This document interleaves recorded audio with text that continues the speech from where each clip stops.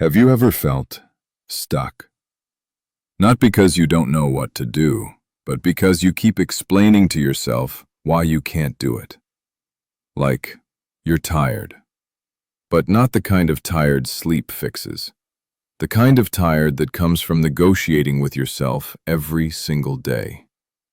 You wake up with plans, good plans. Then life happens. Mood changes, energy dips. And suddenly your brain starts talking. I'll start tomorrow. This isn't the right time.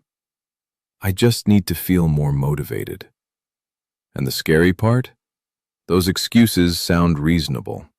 They sound intelligent. They sound responsible. But deep down, something feels off. Because you know, if nothing changes, nothing changes. Be honest for a second. Does this feel familiar? Here's the hard truth most people never say out loud. It's not your circumstances holding you back. It's not your past. It's not a lack of talent. It's the quiet habit of excuses you've been practicing for years, and no one taught you to see them as the enemy. But this is where the story changes, because winners don't make excuses. Not because life is easier for them, but because they refuse to let comfort make decisions for them. And before you push back, before your mind says, easy for them to say, wait till you hear this. Excuses aren't laziness, they're protection. Your brain learned, at some point, that avoiding discomfort felt safer than risking failure. So now, every time growth shows up, your mind offers you a deal.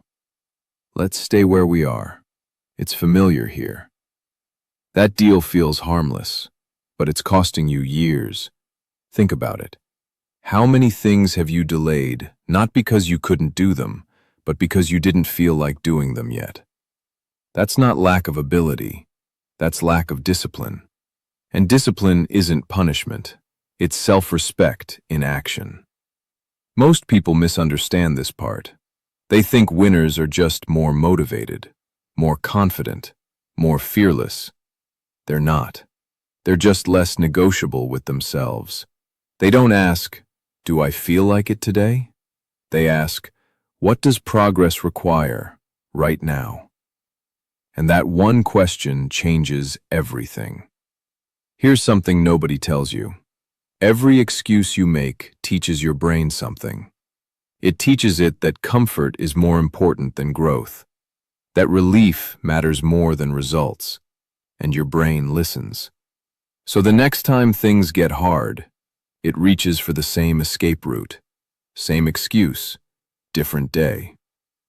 Let me ask you something, and don't answer out loud. When something in your life isn't working, do you look for reasons? Or do you look for solutions? Just think about it.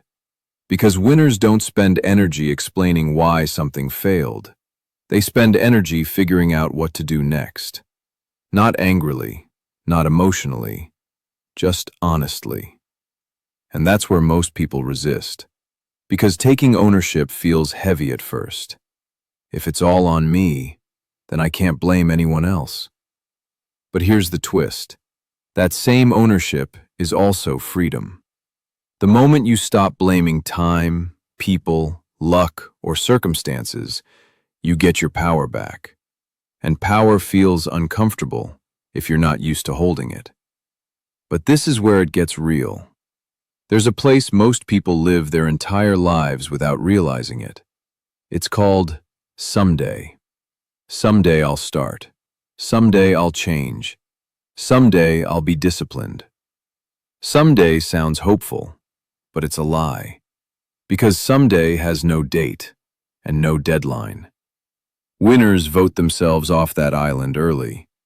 They understand something simple. Action beats clarity. Movement creates motivation, not the other way around. You don't get ready, then start. You start, and readiness catches up. This is the part that separates people. Most wait to feel confident. Winners let confidence be a byproduct. And if that idea makes you uncomfortable, Good. That discomfort is the edge of change. Be honest.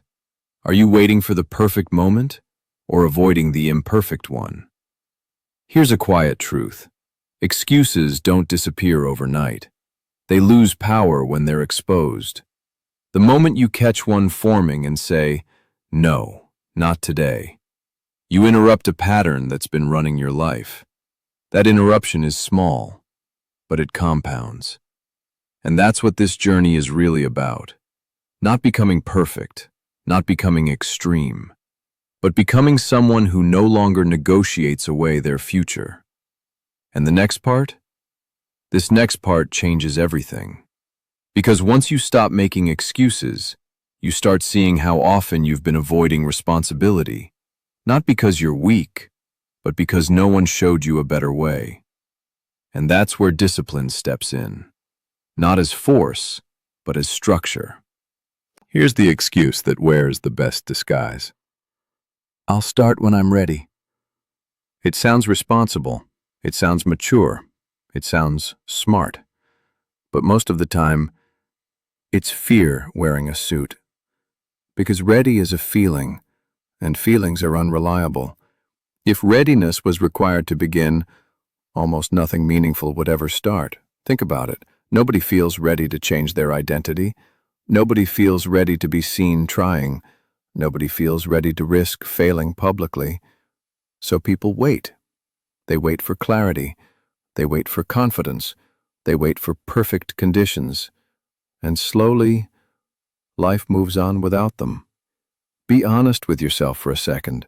How long have you been almost ready? Years? Months? Right now? This is where winners separate themselves. They understand something uncomfortable. Action creates clarity, not the other way around. You don't get confidence before you act. You get it from acting. You don't find direction by thinking harder. You find it by moving. Winners start before they feel prepared, because preparation often hides procrastination. Here's the part nobody tells you. Perfectionism isn't about high standards. It's about self-protection. If you never start, you never fail. If you keep refining, you never have to be judged. But you also never grow. Winners don't chase perfect, they chase progress. They know the first version will be messy, and they're okay with that, because momentum beats elegance every time. Let me ask you something quietly. Are you trying to do it perfectly, or are you trying to avoid being uncomfortable? Think about it for a second. Most people confuse motion with progress. They research, they plan, they consume, but nothing changes. Winners use planning as a launch pad, not a hiding place. They make decisions faster, not because they're reckless, but because they trust themselves to adjust. And that trust changes everything. Now here's a moment that hits deep. At some point, every winner realizes this. No one is coming to rescue them. No perfect opportunity, no magical permission slip, no external push. That realization can feel heavy, but it's also incredibly freeing, because the moment you stop waiting for permission, you gain control, and control brings peace. This is where identity shifts. You stop seeing yourself as someone who reacts to life and start seeing yourself as someone who responds. Responsibility stops feeling like a burden. It starts feeling like ownership, and ownership builds pride. Here's a subtle but powerful change winners make. They stop asking, "Why is this happening to me?" and start asking, "What is this teaching me?" That question turns frustration into information, and information is leverage. Every obstacle becomes data. Every setback becomes strategy. Nothing is wasted. That's why winners don't spiral for long. They feel disappointment, they feel anger, they feel doubt, but they don't live there. They move through it. Let me say something that might sting a little. If you keep repeating the same excuses, you're protecting an old version of yourself. Change threatens identity, and identity fights back. That's normal. But growth requires letting an old version die, not dramatically, quietly, through small decisions, through uncomfortable actions, through choosing differently when no one would notice. That's how a new identity forms, not overnight, but inevitably. And here's the surprising part. Once you start acting like a winner, your mind begins to follow. You stop negotiating with yourself. You stop over-explaining. You stop needing validation. You just do the work. Not because it's easy, but because it's who you are now. So let me ask you this, and answer honestly in your head. Are you still waiting, or are you ready to move messy? There's a difference. In the final part, we're going to bring this home. How to lock this mindset in, how to stop slipping back into old patterns, and how to live with quiet confidence. No excuses, no noise, just results. Discipline gets a bad reputation. People hear the word and think of restriction, pressure, punishment. But real discipline isn't harsh. It's quiet, consistent, predictable. It's the ability to do what needs to be done, even when your emotions are voting no. And here's the part most people miss. Winners don't rely on motivation. They build systems that work without it. Because motivation is emotional, and emotions change. One day you feel unstoppable. The next day you feel like disappearing. If your progress depends on how you feel, you'll keep starting over. Think about it. How many times have you been back on track? That alone tells you something. Be honest. Does this feel familiar? The problem isn't that you lack willpower. It's that you keep asking your feelings for permission. Winners don't do that. They understand a simple rule. Feelings follow action, not the other way around. So instead of asking, "Do I feel like doing this?" they ask, "What's the smallest action I can take right now?" And that question lowers resistance, because your brain doesn't fear action. It fears overwhelm. Tell yourself you need to change your entire life, and your brain panics. Tell yourself you need to take one small step, and your brain relaxes. That's how discipline becomes automatic, not heroic, not dramatic, just repeatable. Here's where it gets uncomfortable. Most excuses sound logical. They even sound responsible. I'm tired. I have a lot going on. I need to focus on other things right now. None of those are lies, but they are distractions. Because underneath every excuse is a choice to delay discomfort. And discomfort is the entrance fee for growth. Winners don't enjoy discomfort. They just stop running from it. They don't ask, "How do I avoid this?" They ask, "How do I move through this?" That shift changes your identity. And identity matters more than effort. Because once you see yourself as someone who follows through, you don't need constant self-control. You just act in alignment. Let me ask you something, and don't rush past it. When things don't go your way, what's your first instinct? To explain or to adjust?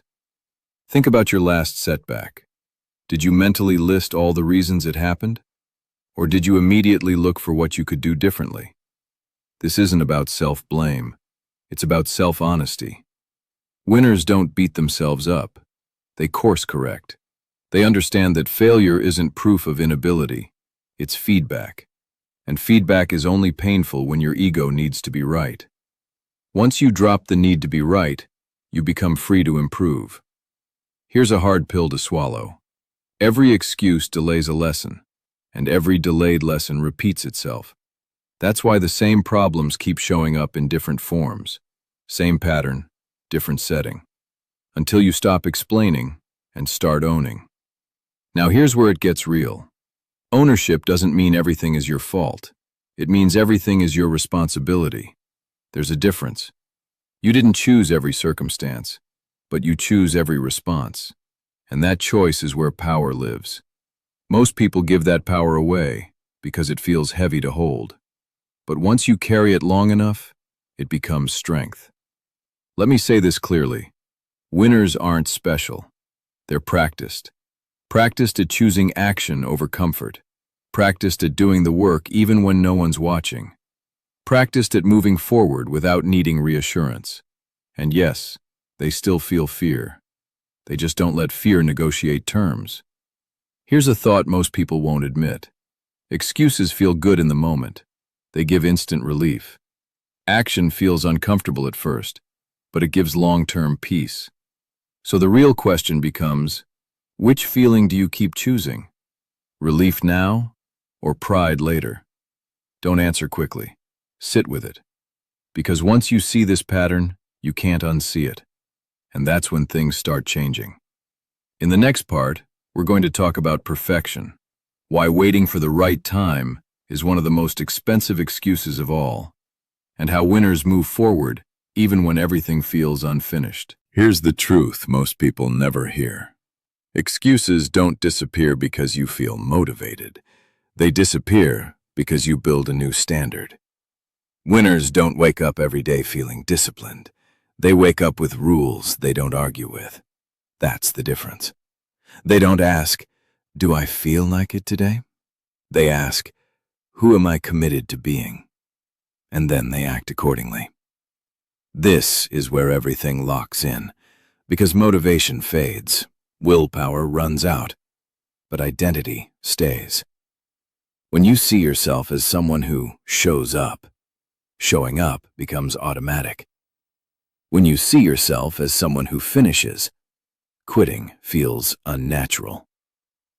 This isn't about being extreme. It's about being consistent.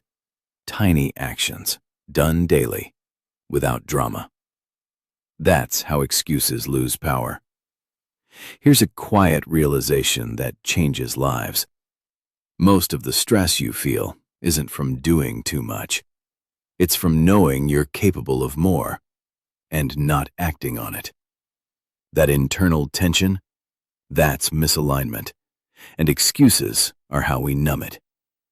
But winners don't numb discomfort. They listen to it. They treat discomfort like a compass. If something keeps bothering you, there's probably a decision you're avoiding. Be honest with yourself. What decision have you been postponing? Starting, leaving, speaking up, letting go? You already know. Winners don't wait for certainty. They move with clarity in motion. And once you take that first step, something unexpected happens. The noise quiets down, the overthinking slows, the anxiety eases. Because action creates relief, not success, relief. That's why even small progress feels so good. Now here's where most people slip back. They try to change everything at once. Winners don't do that. They change one standard, just one. Maybe it's, "I don't lie to myself anymore," or "I do the hard thing first," or "I don't break promises to myself." That one rule becomes a foundation, and once that foundation is solid, everything else builds easier. Let me say this clearly. You don't need to become a different person. You need to stop betraying the person you already are. That's the real work. And when you stop making excuses, something powerful happens. Your self-respect grows. You trust yourself more. You speak with confidence. You move with intention. Not because life is perfect, but because you're grounded. That's real strength. Here's a thought worth sitting with. Excuses keep you comfortable, but they also keep you small. And comfort has a cost. It costs growth. It costs pride. It costs peace. Winners understand that discomfort is temporary, but regret is loud and lasting. So they choose discomfort early to avoid regret later. Quiet question for you. Which one have you been choosing lately? You don't need to answer out loud. Just notice. This isn't about becoming ruthless. It's about becoming honest. Honest about your time. Honest about your habits. Honest about your potential. Because once you see excuses for what they are, they lose their grip. They stop sounding logical. They start sounding limiting. And that's when change becomes inevitable. Here's the final takeaway. Winners don't make excuses, not because they're tougher, but because they're clearer. Clear about what they want. Clear about what matters. Clear about the cost of staying the same. They don't wait for permission. They don't negotiate with fear. They don't romanticize struggle. They move. They adjust. They grow. Quietly, consistently, relentlessly. And you can do the same. Not tomorrow. Not someday. Now. One decision. One action. No excuses. If this hits something real inside you, don't just scroll. Subscribe and start choosing a lighter, more honest way to live. No excuses. Just results.